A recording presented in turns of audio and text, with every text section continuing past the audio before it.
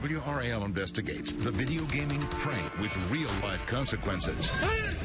It's called swatting. People making fake 911 calls to get police to raid another person's home. And the whole thing is streamed live.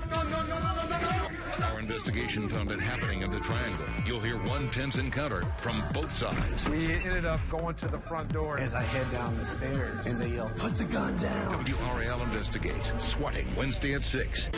No, this isn't some giant video game. This is the start of our 6 o'clock news. And coming up, we will show you how local video gamers are putting lives at risk here in the Triangle. WRAL investigates in 13 minutes. From video games and controllers to real guns and real police officers, a dangerous and potentially deadly prank called swatting is hitting the Triangle. 911, what is your emergency? But from professional gamers to middle schoolers, no one is safe from this prank that is called swatting. It starts with a phone call like this one to Cary 911 in March. Okay, how can I help you? I shot my parents. You shot your parents? Yeah, I shot my parents, and Are they alive? I don't know. I don't want to touch them. What's the address? And my sister, she's screaming. The goal to get police to raid another gamer's home. WRAL investigates. Renee Chu reports local police have one message: game over. In popular online games like Minecraft, you enter into a virtual world. The competition should stay on the screen, but swatting takes that competition from the computer and puts people's lives at risk. We've had nearly half a dozen cases here locally, including one that was seconds away from going terribly wrong. Police department, start swatting! Police department, start swatting!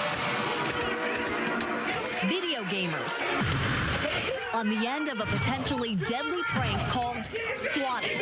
It's a disturbing national trend that's growing in the Triangle.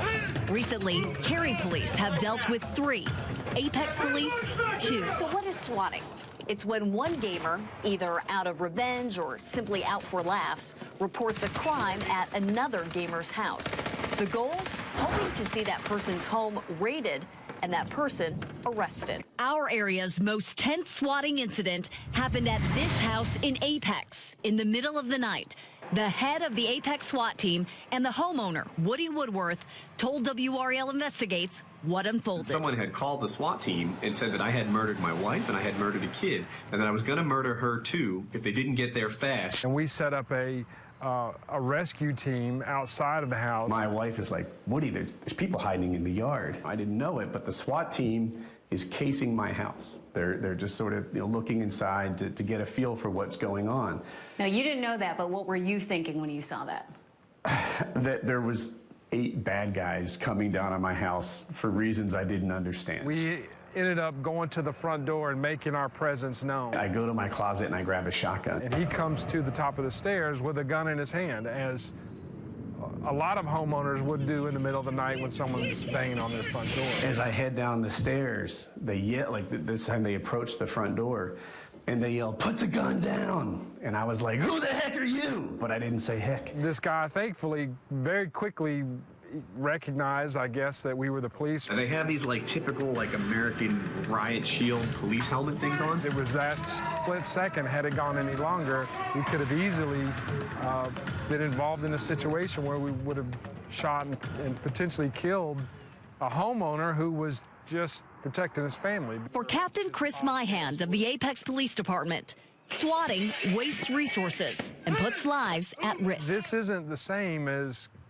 making a prank call. In North Carolina, making a false police call could lead to at least 6 months in jail. If the swatting incident goes wrong, Myhand feels the punishment should be much worse. If someone made a swatting call and officers responded and they killed a homeowner, and I said they're responsible for that death, I think legally they committed murder. Renee Chu, WRAL investigates. That's frightening. Renee tells us the swatters are oftentimes hard to track because they use the internet to make those 911 calls, which are hard to trace. In Woody Woodworth's case, the person was never found. The Cary case from earlier this year is still under investigation.